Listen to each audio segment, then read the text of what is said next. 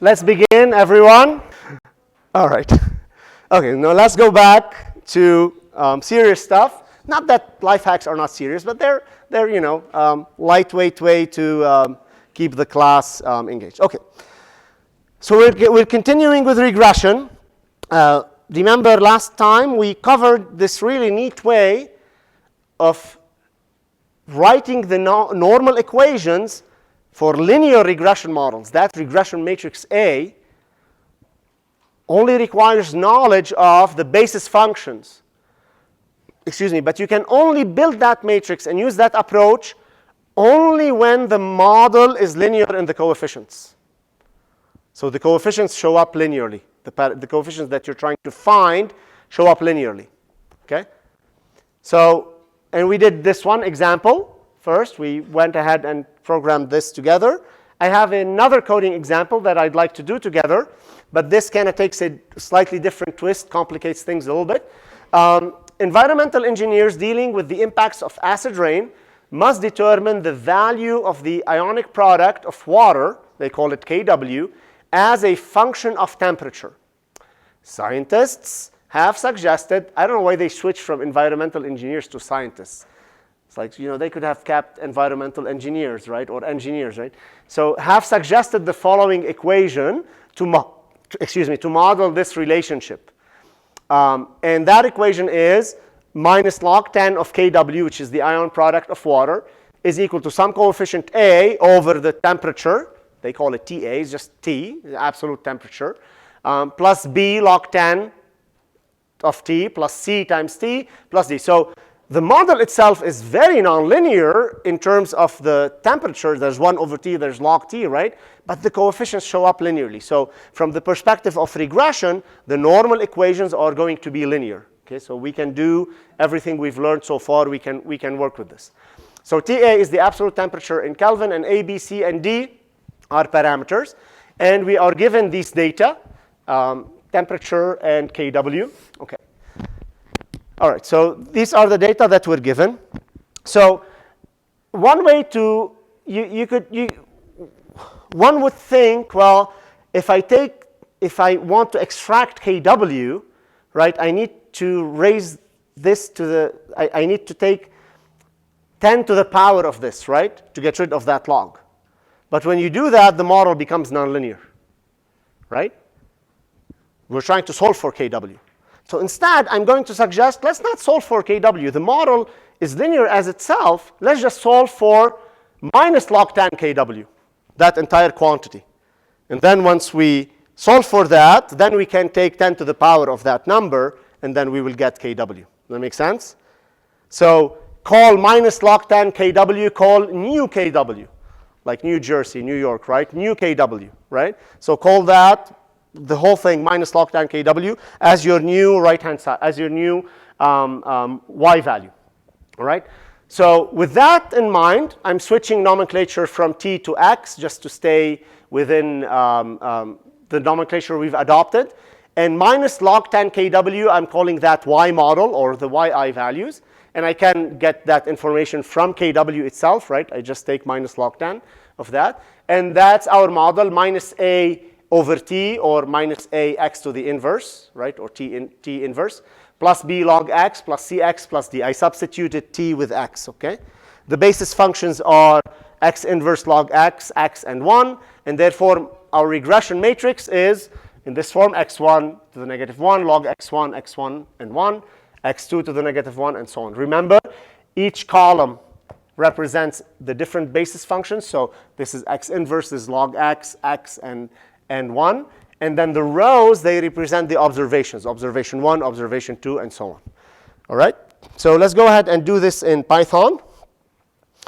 I would recommend you start a new notebook. So let's do a new notebook and move to Creston.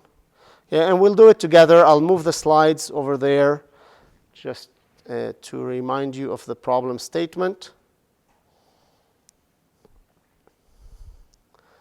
Window, move over there. Okay.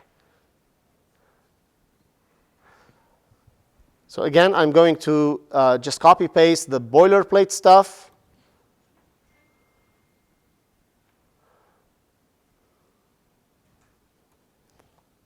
I'm going to zoom in a little bit for those in the back. Okay. Acid rain in class example. Okay. All right, so let's plug in the data. We had our TA, or the absolute temperature. I'm going to call that xi, just again to standardize the notation. Xi is numpy.array, and we just create a list of 273.15, right? And let me just move this. I don't know what I'm doing. Where's the edge? There you go. Okay. 273.15, 283.15, 293.15, 303.15, and 313.15. Okay.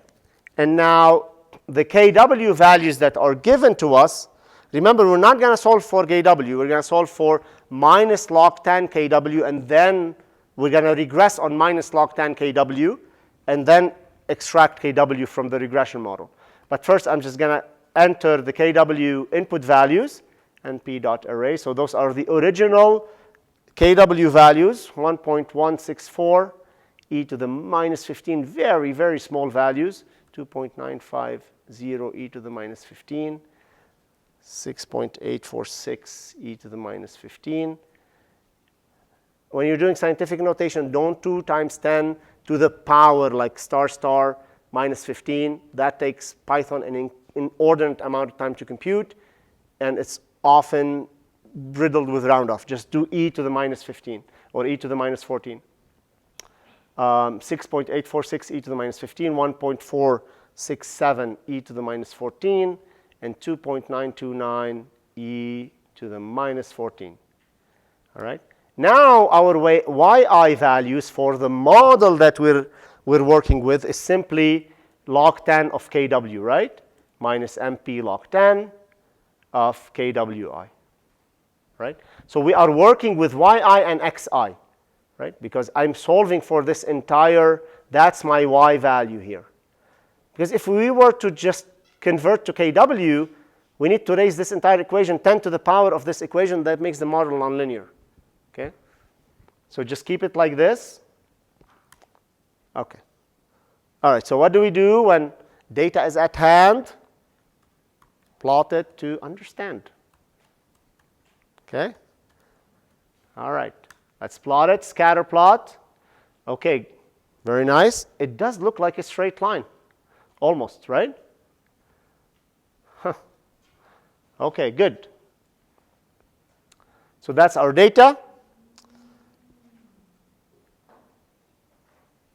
All right, so now let's build the regression matrix.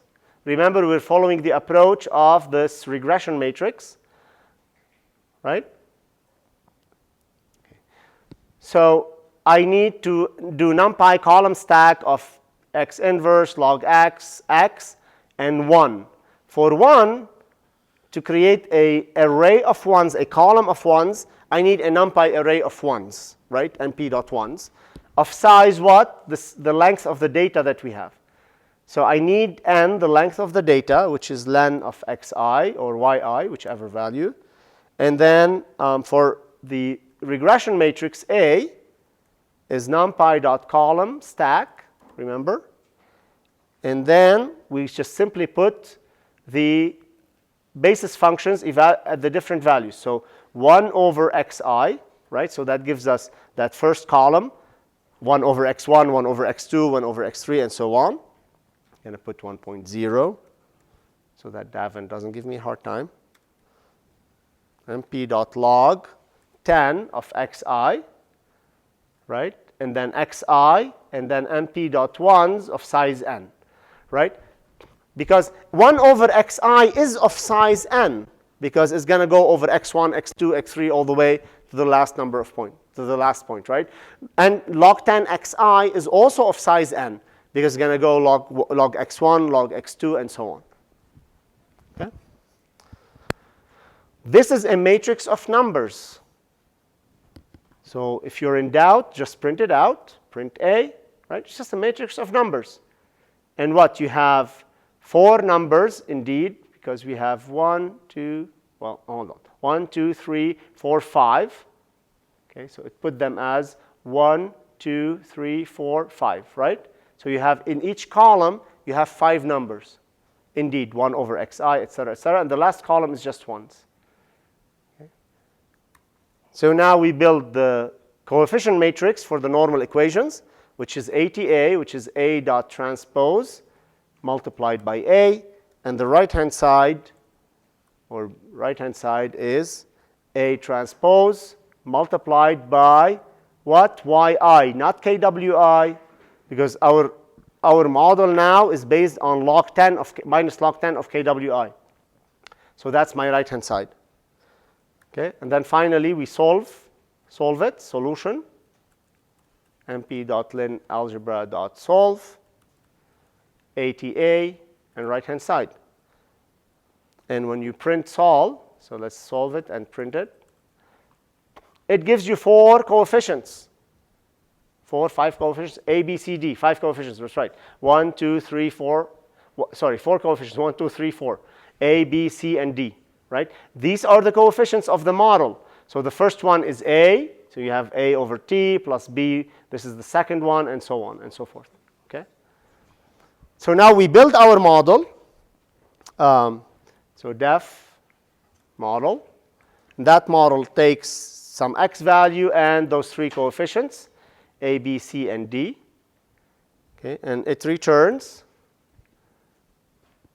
A over x, which is A over T, right, plus B times MP dot log 10 of x plus C times x plus D, right? So that's exactly our model over here, right? A over T plus B log 10, etc. Right? Give you a minute to catch up, because now I'm anxious to plot it on top of the data. Okay? Give you a second to catch up. If you need me to scroll up a little bit.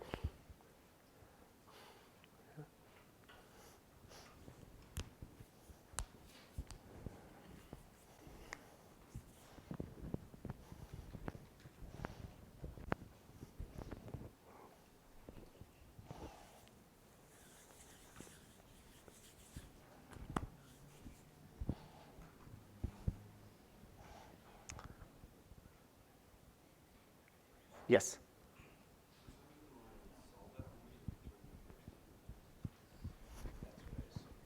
You're getting 3. So what does your A matrix look like?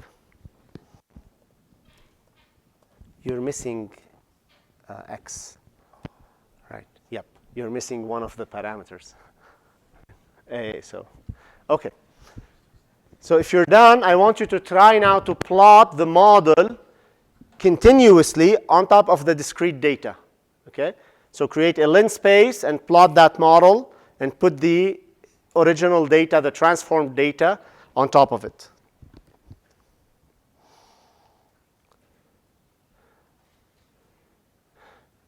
All right, so let's do this. I'm going to plot again xi and yi and give them the symbol O. And I'm going to create a new lin space from the minimum value of xi to the maximum value of xi, and I want to put 100 points.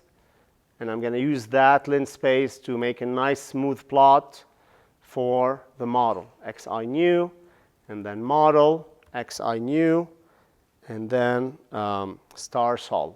Remember that little trick showed you last time? And let's see what happens. Oh, very nice. Okay, look at that. It's almost looks like interpolation. So from this, I can tell you the r-squared value is going to be almost 1. Okay. So that the model now gives you minus log 10 kW. To get kW, you need to raise that number to the. You need to put that number in under a power of 10. Okay. So you take 10 to the power of that value, and that gives you kW. So don't forget what you're solving for, okay?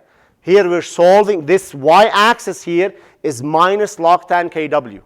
Not kW, it's minus log tan kW. To get kW, you raise that number under a power of 10. 10 to the power of that number gives you kW. Okay. So these notebooks are on your Canvas, in your Canvas directory in the folders, homework, not homework, Jupyter Notebooks under regression. There's a lot more notebooks on like COVID and GPA analysis. They have a lot of description in them. Unlike these notebooks, they're just kind of just code because we covered those in class. The other ones, we didn't cover them in class. You're welcome to take a look at them, inspire from them for your homework.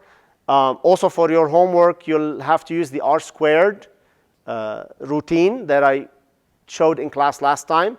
That's in all of those notebooks that I put on Canvas today, okay? So when you go to the homework, open up those Canvas Jupyter Notebooks and get that R squared routine from those, okay?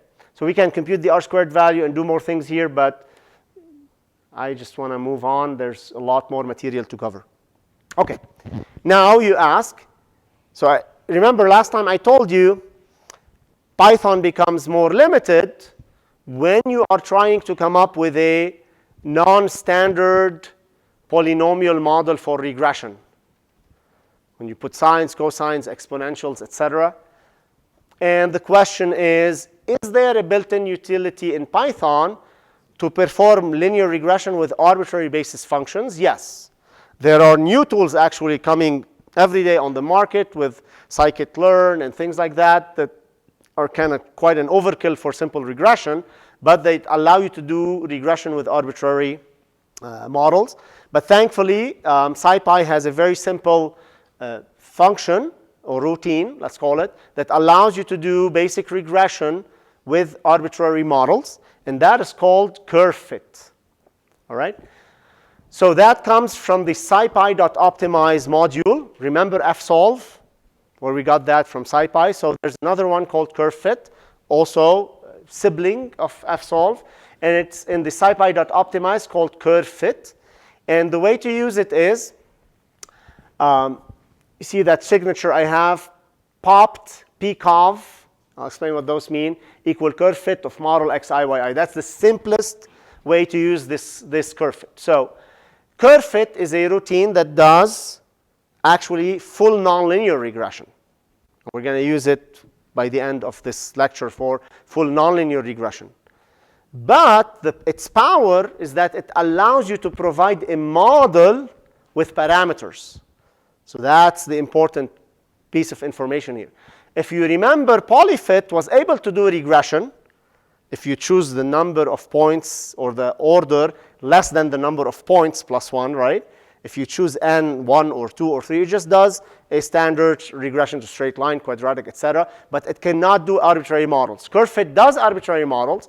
If the model is linear, great, it can do it. And if the model is nonlinear, it can also do that. Okay, so you hit two birds with one stone, right? And so model is simply the model function, so the name of that Python routine, all right? And it needs to have the following signature. Remember when we were doing fsolve, the residual function that we passed to fsolve, the first parameter always had to be the variable you're solving for. Same thing here. The first parameter for model is your independent variable. It's your xi. Okay? So you started write model x, and then comma, you put however many parameters you want, and magically curve fit figures out if you have 7 parameters, 2 parameters, because it can parse the function signature, it can recognize how many arguments it has, and it would return the right number of coefficients for you, and the coefficients a, b, c, d, etc. So model would be model of x, just like we wrote the model right now. Model x, comma, a, b, c, d. That's how you would write it. You just pass the word, what your model is called.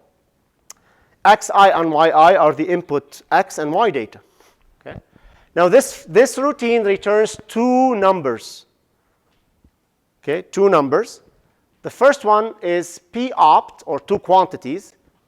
Those are the optimum parameters. P-opt stands for parameter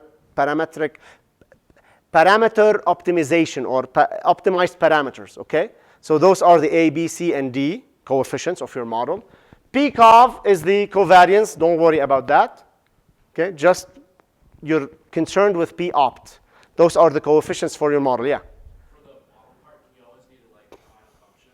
Yes, you have to define a function, a Python subroutine, right?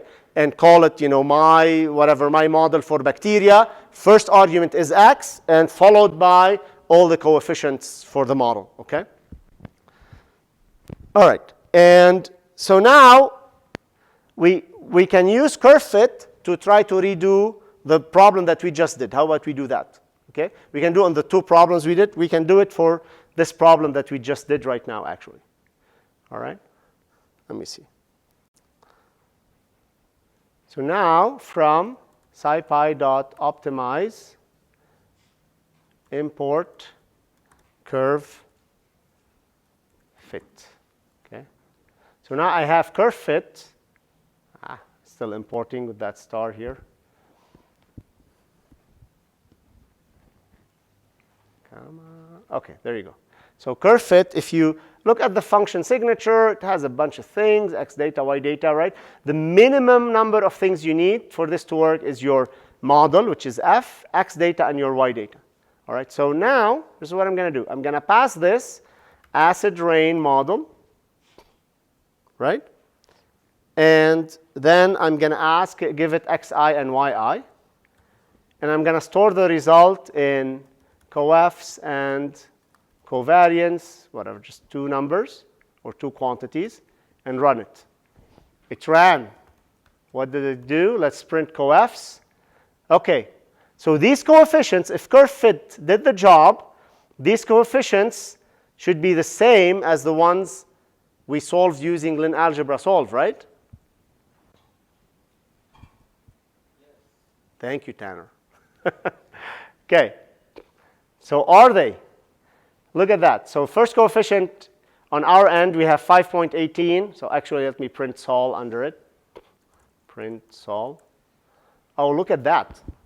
Our solution and the curve fit solution are almost identical. There's some slight differences because curve fit is doing a nonlinear solve on a linear model. Okay, it's not getting it exactly. It's doing some crazy things in the background, but it does get us the right answer, right? So the coefficients are almost identical. Okay, so it's doing the same thing effectively, but it's a built-in Python utility and routine that allows you to do regression with arbitrary models. So now when you have an arbitrary regression model, if you don't want to scratch your head about A transpose and whatever, just use curve fit. And it will do the job whether the model is linear or nonlinear. Okay? Now, speaking of nonlinear models, is that coming up next? Let's see. I hope so. Oh, yeah. Okay. Give you a second to. Yes? Just a quick question. How did you get to the arguments? Oh, yes. So it's for any Python function, once you type it, so let's say curve fit. So if I press tab first, it gives me autocomplete. It autocompletes it, you know that. You open the parentheses and you press, if you put your cursor right after the first parenthesis and then you press shift tab, it gives you that function signature. If you press it twice, it expands it and you can kind of scroll down and see the entire thing. All right?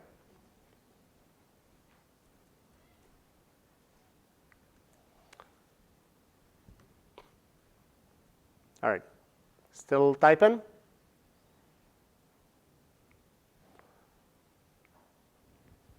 Anyone still needs the screen? We're going to move on to nonlinear regression. Are we ready?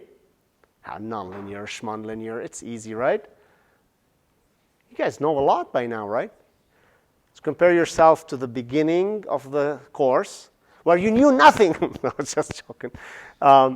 Compare yourself to the beginning of the course and today, right? That's a good comparison if, the course is hopefully contributing to your knowledge, right? If it's not, then probably I'm doing a bad job. I hope not. Okay. Nonlinear regression. A regression model is linear, and I've mentioned this over and over again, and we alluded to that when we were doing interpolation. Now we're going to hit it right on. A regression model is linear in this class. That's how we define it in this class. You might argue with people and friends and colleagues outside this class, but in this class, we call linear regression a model where the coefficients, where the model parameters show up linearly. In other words, the normal equations are linear in the model parameters. The normal equations, they govern the model parameters. The normal equations are the governing equations of the model parameters, such that if you solve those equations, you minimize the error between your model and your data. Okay? That's what the normal equations are. Now, the normal equations don't have to be linear. They're only linear. If they're linear, then we say that the regression model is linear. Okay. So with that being said, I have a list of models for regression, okay, where x and y are, so x is the independent variable, y is the dependent variable, and a and b, alpha and beta, are your model parameters, your model coefficients. Now your task is to go ahead and start checking these boxes to indicate which model is going to result in linear regression, or the normal equations are going to be linear, and which model is not. Now, let me say one more thing. If the model is nonlinear, can you still do regression? Absolutely. You do the summation of the squares of the error and you differentiate, and we'll see that the normal equations are just not going to be linear, but that's all. But you can still do regression, okay? And please put up your group names if you haven't. Okay, let's start with the first one. AX plus B. Yes, the runs. The runs have the answer here. Linear. Okay, anybody disagrees? Okay, it's linear. Okay. What about AX plus B over X? 1, 2, 3, 7, 4, whatever. Linear? Okay, can you clarify that?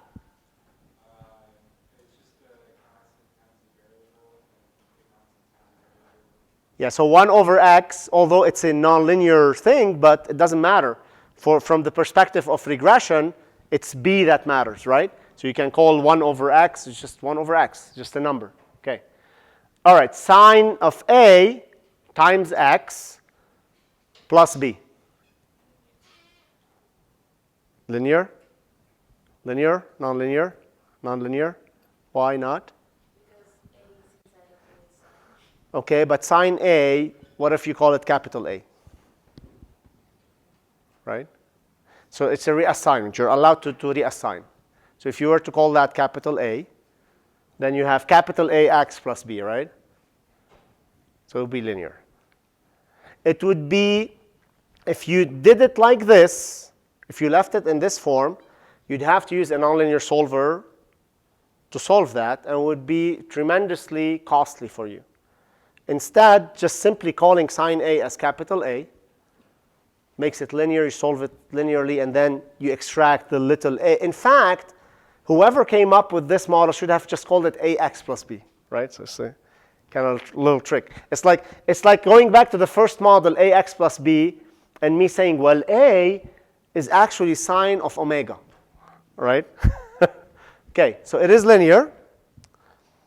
Okay, what about sine of A times X plus B? Nonlinear, right? Even if you do trigonometric identities here, you're not going to be able to separate it. Okay? So it is nonlinear. What about AX squared plus B?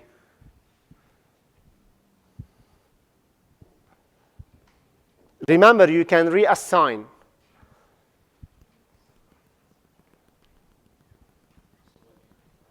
Linear, linear, linear, nonlinear. Yeah, so you can do ax squared, you can do a squared x squared, right?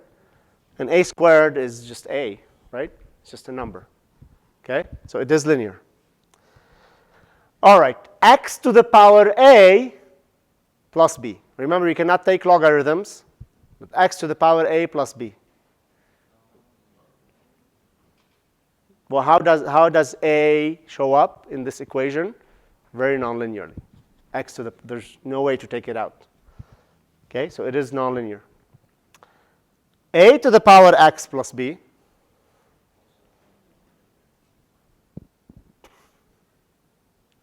also nonlinear. Because that independent variable is like blended with a, and it's to the power, there's like, even if you take a logarithm of that, you're just not going to linearize it. Yeah? So it is nonlinear. All right, e to the alpha times x plus beta x squared. Linear, why? Yeah, reassign e to the alpha, call it a. Yes. So I'm confused. Why is so a to the x plus b is nonlinear, but then the ax squared plus b is linear? Because ax squared is a squared x squared plus b, and a squared is just a number, right? But shouldn't like a to the x? But x is a variable. It's not going to be, because a is going to eventually have a single value squared, right? But x changes, and a to the power x is going to be changing with that. Yeah. If you had like a plus b to the x, would you be able to then like take it out? Yeah. So we're going to do that in the end. But yes. But here I'm not taking log, so no transformations, only reassignments. Okay, so e to the alpha x plus beta x, e to the alpha, just call that a, and that becomes a linear model. Okay? Last one, beta e to the alpha x. Nonlinear, as it is, right? Now this one, Davin, you can take the logarithm off and make it linear. We're going to see that at the end of the lecture, okay? Okay, so this is nonlinear. Okay. So we start talking about just fully nonlinear equations. And the advice here to you is that it is in your best interest, if you can convert a nonlinear model to a linear form, do that. Whether you take a logarithm or you take the inverse of that, there's really only a couple of ways to manipulate these models. It is on your best interest. If you can reassign the names of variables, like e to the alpha, just call it ax plus bx squared, right? Like if you're trying to design a model, you wouldn't say this is e to the alpha x. You'd say this is ax plus b, right? You don't say this is e to the alpha x plus b, right? So it's in your best interest to always try to linearize. But if not, you can still do nonlinear regression. How does it work? Do you think you know how it works? Take a minute to think, how would you derive, how would you do nonlinear regression? Remember, with linear regression, what did we do first? We built that S, sum of the squares of the error. And then we minimized that. That got us enough equations for the unknowns, and we solved those. Does this apply to nonlinear regression? Yeah, there's no reason why not. When we started off with this idea, we didn't specify anything in those first slides. I put f of fi, f of xi. That f didn't matter whether it's linear or not. If it's linear in the coefficients, you'll get linear normal equations. If not, you're going to get nonlinear normal equations. Big deal. We know how to solve them, right? Because we took numerical methods here. We know how to use fsolve. So it's the same process. Assume the model has n parameters, ak, that we want to determine via regression. Could be any model, this fi. Then what you need to satisfy is those derivatives of the summation of the errors, square of the errors, with respect to all of those parameters is equal to 0. So same approach as before, except now the parameters show up linearly. That's the only difference. And your normal equations are no longer linear. So it's not a linear system of equations. It's instead a nonlinear system of equations. Again, big deal, right? Okay, here's an example. a specific example. If your model is alpha e to the beta x, okay, then S is summation of yi minus alpha e to the beta xi. Remember, yi minus fi over and over again. That's why there's no way around this for nonlinear equations. Okay, that's why we kind of did this over and over again with the linear models. For the nonlinear models, it gets even harder. So now you have two parameters. So you need to satisfy ds by d alpha equals 0 and ds by d beta equals 0. All right. So ds by d alpha, now the derivatives are even harder in this case because the parameters show up under transcendental functions, sines and exponentials, etc. So it's a little bit more complicated. But my advice to you, get rid of the summation and just simply differentiate whatever is inside the summation with respect to alpha, with respect to beta. So it's still a chain rule or a function to the power, and that gives you, n u prime un plus 1, un minus 1, and that's what you get for ds by d alpha. And now you see this equation, well, alpha and beta, they show up non-linearly, right? Alpha and beta show up linearly. Same thing for the derivative with respect to beta. So ds by d beta gets rid of the summation, differentiate with respect to beta, right? To this one, differentiate with respect to beta. So you're going to get alpha xi e to the beta xi, right? Because you differentiated e to the beta xi with respect to beta, and times that quantity to the power 2 minus 1, which is 1, and you get the second equation. Those are two equations with two unknowns in alpha and beta. Simplified, they look like this. And they are very nonlinear. It's a summation of a bunch of terms where parameters show up nonlinearly.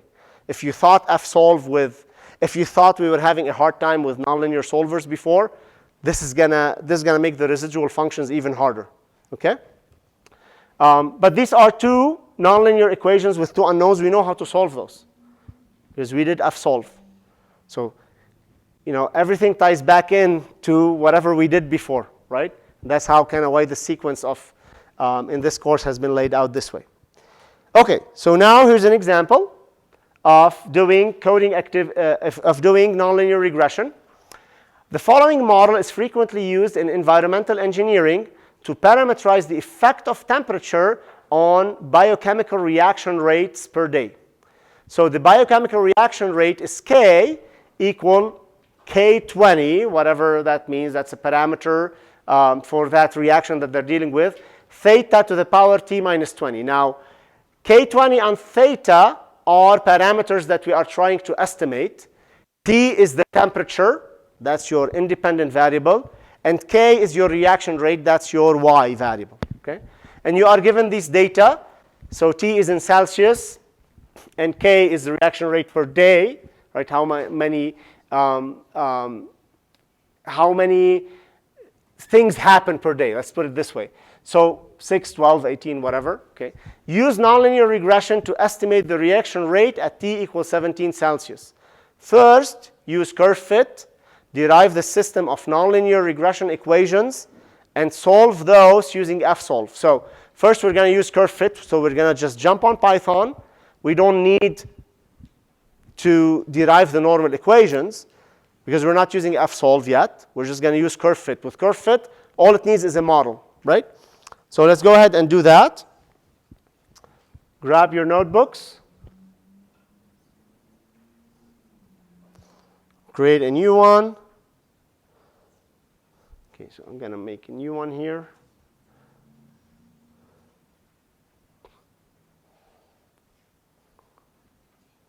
Again, I'm going to grab the boilerplate, put it over here, and say this is nonlinear biochemical reaction rates in class. Okay?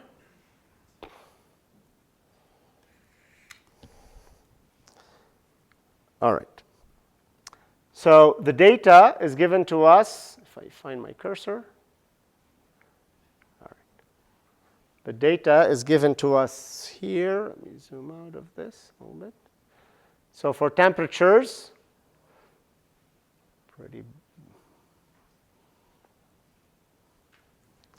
so again, I'm going to call those xi and p.array. We have 6, 12, 18, 24, and 30 for xi. For the yi, those are the k values. I have, again, an np.array of 0.14. So that's reactions per day, 0.2, and 0.31, 0.46, and 0.69. Okay? When you have data, you just plot it. Plot xi, yi.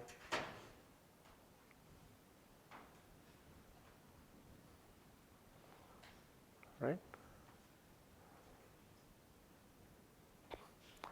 Okay? Looks like some power form, some exponential form. So that model of theta to the power t minus 20 or some power seems to be reasonable for these data points, right? Okay. Now, to use curve fit, you need to define the model form. Okay?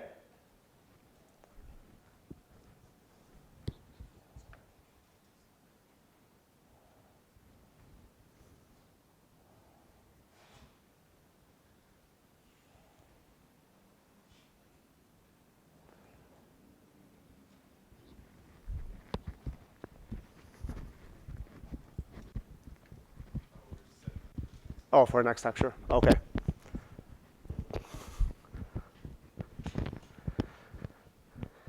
All right. Are you with TLT? Okay. Thanks. All right. So to use curve fit, you need to define the model. So we're going to define the model. We're going to say def reaction rate model. And by default, by definition, the first argument needs to be x, and the remaining arguments are going to be your parameters. Okay, whatever order you want to put them. I'm going to put them in the order, so k20 first and theta next. And I stayed faithful to the parameters given to us here by the scientists, or the engineers, or the engineering scientists, or the scientific engineers, whatever you want to call them. People apparently have issues with that. So k20 theta to the power t minus 20. Okay? So really, my x value here is my temperature. So I can call that T also if I want.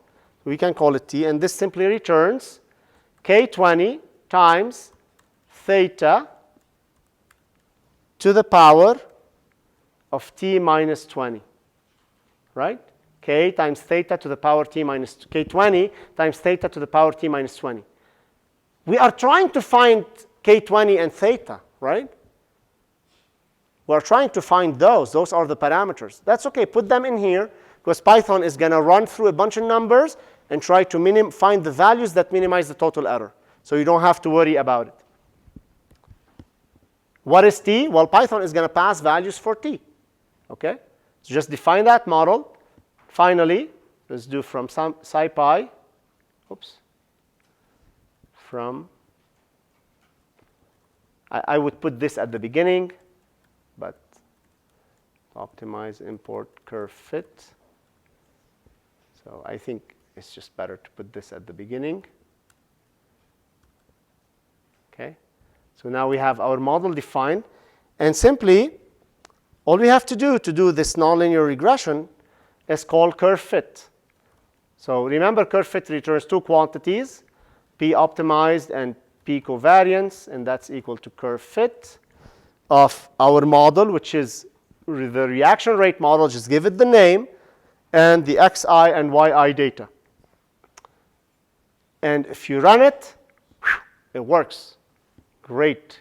And then if you print the coefficients, it gives you two numbers. The first number is k20. The second number is theta, the estimate. All right. Now, you can do the r-squared value. You should do that.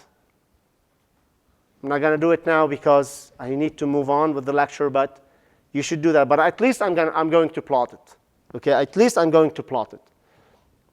So let's go ahead and again plot plt.plot the original data, xi, yi with a scatter, and create a new linspace lin space from min xi, from the minimum value of the x values to the maximum value, and with 100 points, so I have a nice smooth curve for the model. plt.plot. Now we want to plot versus x new, and we're going to do reaction rate. Now we're going to plot the model. Reaction rate model evaluated at all the xi new and with our coefficients. Star p optimized. Remember that little trick? If you put that star in front of the array, it just automatically populates the values. All right, let's see. Oh, look at that. It does look good, but again, you need a number to quantify it, so you call r squared, and you do your r squared on that. And here it's like 99.97%, the r squared value. So,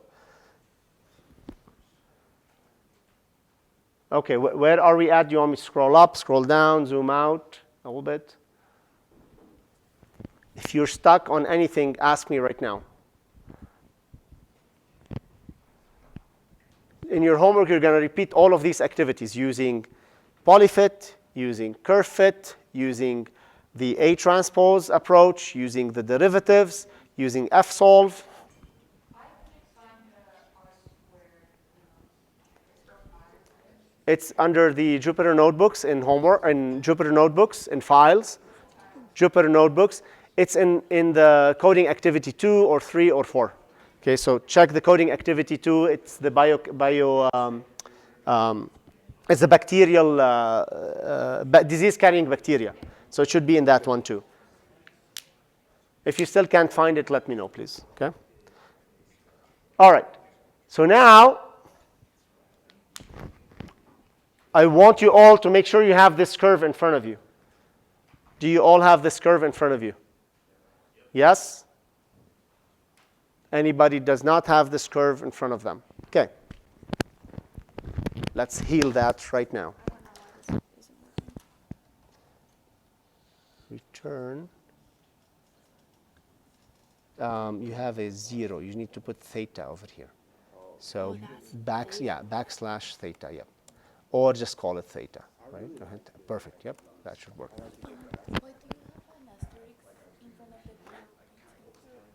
So that's a way to, so remember p-opt contains all the values of the coefficients.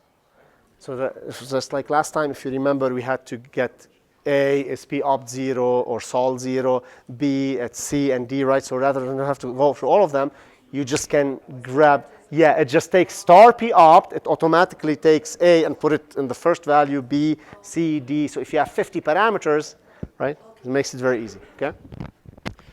All right, so now we're going to do this with fsolve. To do it with fsolve, you need the normal equations, because the normal equations give you the residual, right? So that's the question here. Derive the system of nonlinear regression equations and solve those using fsolve, and show that your solution is identical to the one obtained from curve fit. Okay, so the regression model was k20 theta to the power t minus 20.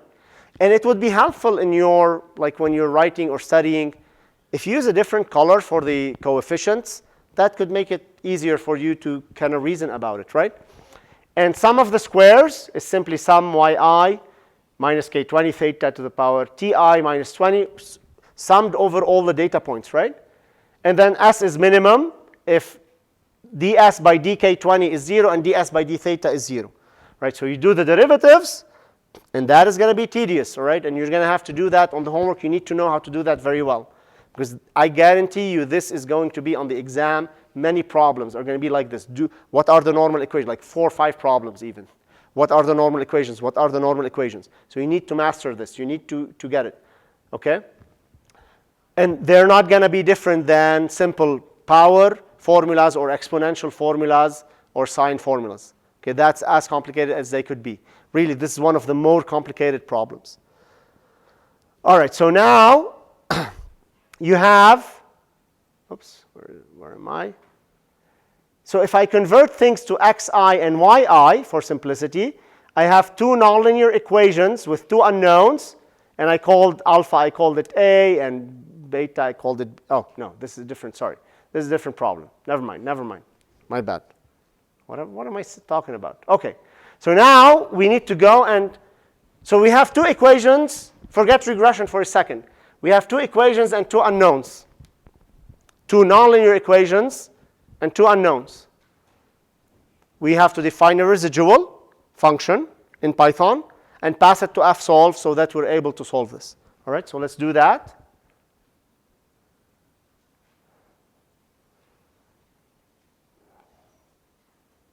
Okay.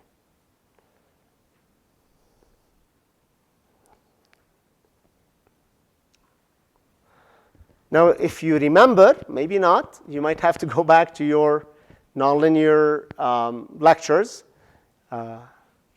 Thankfully, they're there on YouTube in the notes. So I'm going to define def residuals, because we have two equations now. And I'll call the argument just parameters. Those are my parameters, alpha and k20 and theta. First thing we did, if you remember nonlinear equations, was to extract the parameters. And I'm going to put the first parameter, k20, in param 0, and theta in params 1. So once you choose this ordering, Python automatically knows that the first value of params is going to be k20, the second value is going to be theta.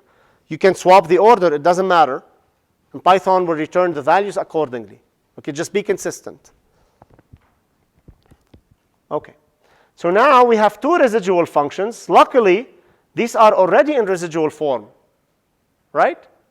Residual form, everything on the left-hand side equals 0. So they're already in residual form. That's great. Okay, the trick here is that you have a summation. Okay, the trick here is that you have a summation. Here's how I recommend you program these. Always start with what's inside the summation. So we're going to write theta to the power ti minus 20 times ki, etc., and then add a sum on top of it. How do you do a sum? It's numpy.sum. Okay? So f1 is our first residual function, or r1 if you want to call it. Okay, and I have theta to the power xi minus 20. Remember, I called the t values as xi. So I have theta. Okay, I'm going to use this formulation. T minus 20, or you can do theta star star t minus 20, or you can do pow. Let's just do it the other way. So you can do theta to the power t minus 20. Okay, so that's the first term here, times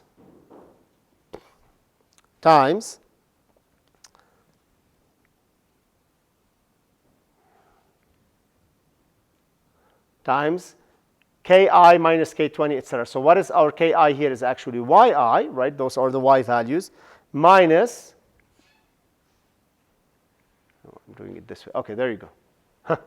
Okay, so yi minus k20 times theta to the power ti minus 20. So I made a mistake here. This should be xi, and this should be xi. Made a mistake here.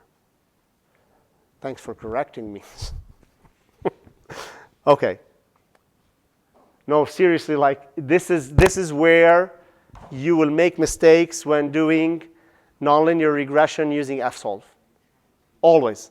It happens to me all the time, and it's going to happen to you in the homework. I guarantee you that. That's why I rarely change the problem on fsolve nonlinear regression, because like I know the answers now for the homework. All right, so all we have to do now is add so this is a numpy array, right? Xi values, yi values, all consistent. All we have to do is sum it all up. So we just do numpy.sum. We wrap the whole thing with a summation. Numpy.sum. There you go. For the second residual function, and notice that I got rid of the minus 2 because it gets eliminated with the right-hand side being 0. For the second equation, you have xi minus 20 times k20 times theta to the power xi minus 20, minus 21. Ah. Okay. Okay. Is that right? Times yi times this one. I already have it programmed here. Yi minus k20 times theta ti xi to the minus 20. Okay, so we have that programmed over here already. I'm going to paste it. Okay. This is the hardest part of doing regression with fsolve.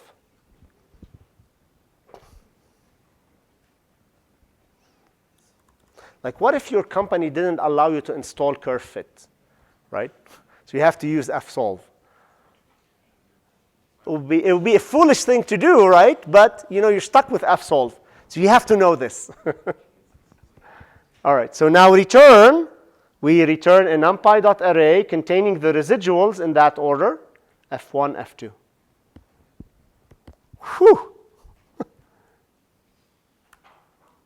All right. So now we can call fsolve.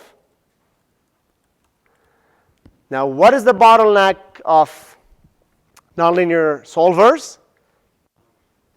Initial guess, figuring out an initial guess, okay, for these parameters.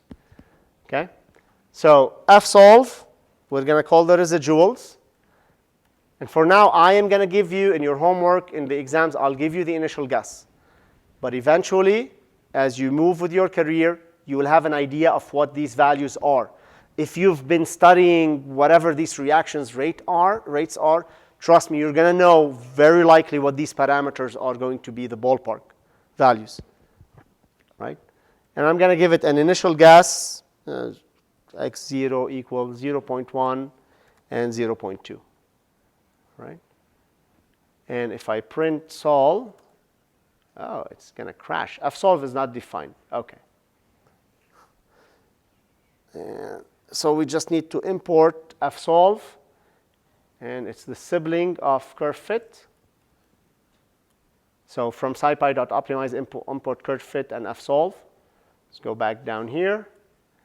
Oh, look at that. It found a solution, 0.3516 and 1.0697. And those are k20 and theta. So let's compare that to curve fit. Look at that. Curve fit. I'm going to print the solution from curve fit. Print popt. Okay.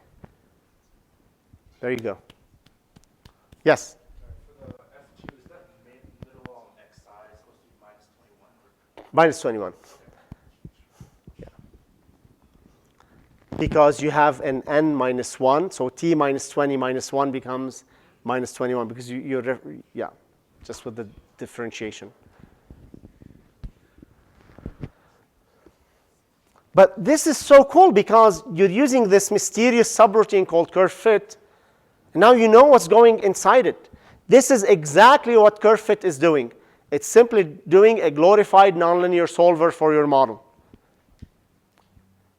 That's what it's doing, defining the residual functions for your model and doing a nonlinear solve. How is it guessing the initial guesses? It's probably just starting from 0. Because curve fit will fail. And you still have control over in curve fit, if you want to explore the additional features, you should definitely do that. You can control iteration count and other things. But at least look, I think this is pretty cool that our result is identical. It's like it's down to the exact precision. Because internally, curve fit is doing fsolve. Exactly fsolve.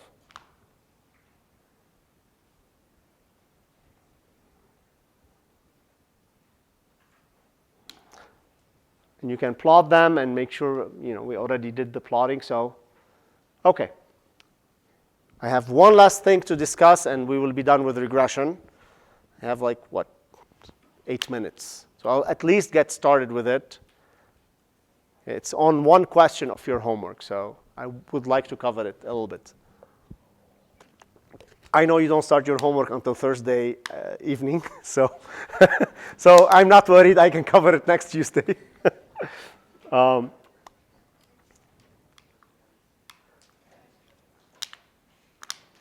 Okay, are we good?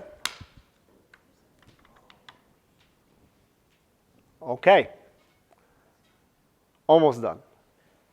All right. Have another example here for nonlinear regression. In general, ax to the power b, what the solution is. And then finally, remember I mentioned it's always advisable to work with a linear regression model. Thankfully, some nonlinear models can be linearized by taking a logarithm or taking the inverse, right? Just like we reassigned some values in a model, we said e to the alpha is a. It's similar. You do a little transformation on your nonlinear model, and bam, it makes it linear. That's very advisable. And luckily, it just works it works really well because most of the models we're dealing with end up being of these two forms that I'm going to present, an exponential form or a fraction. So let's see how that works. I call this linear regression of nonlinear models. So it's possible to linearize nonlinear models using appropriate transformations. So I'll start with this very popular model, an exponential regression model, alpha e to the beta, some function of x. Could be sine x, whatever. Remember that f of x doesn't matter because those are the input values. What matters is how alpha and beta show up. An example from chemical kinetics is the Arrhenius reaction rate given by the model A e to the minus e over 1 over RT, times 1 over RT. A is the pre-exponential factor is called, and you'll study that in reaction kinetics. And E is called the activation energy. That's kind of the minimum energy required to trigger a reaction. All right? It's a very popular model in combustion.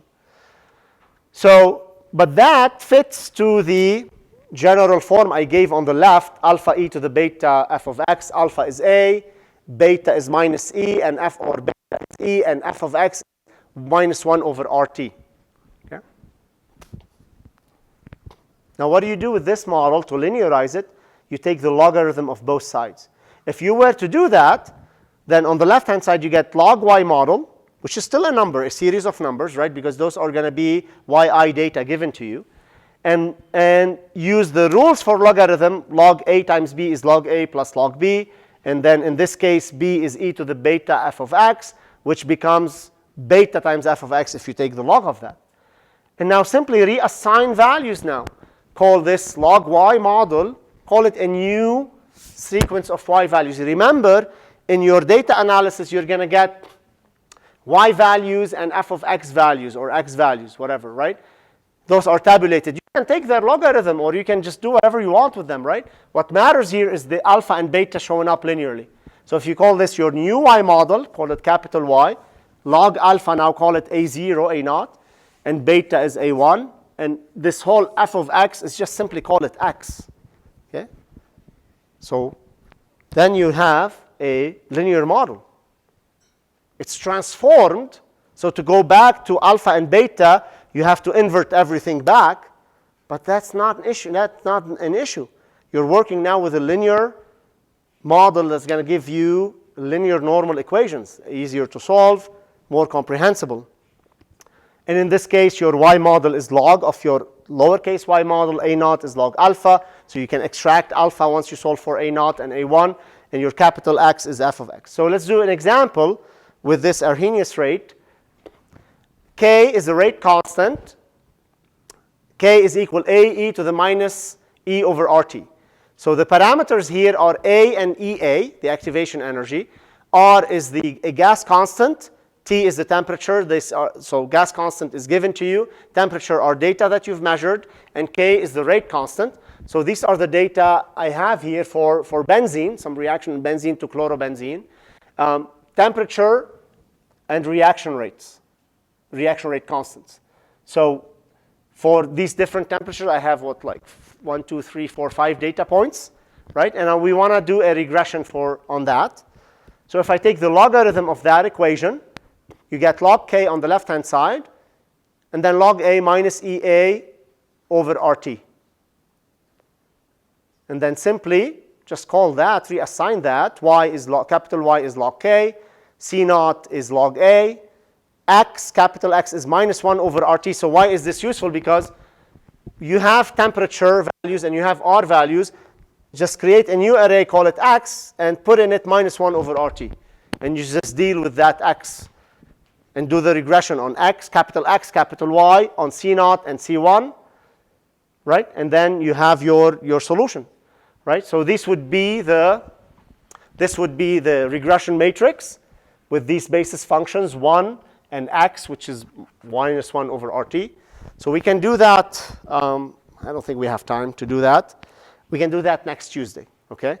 But at least the procedure is very simple because now you're just doing a linear regression. You're working with C0 plus C1X. That's it. Once you find the C0 and C1, from C0 and C1, you can back out A and EA. C1 is EA, and A is E to the C0, okay? So we'll finish this on Tuesday. All right, thank you. Have a nice weekend.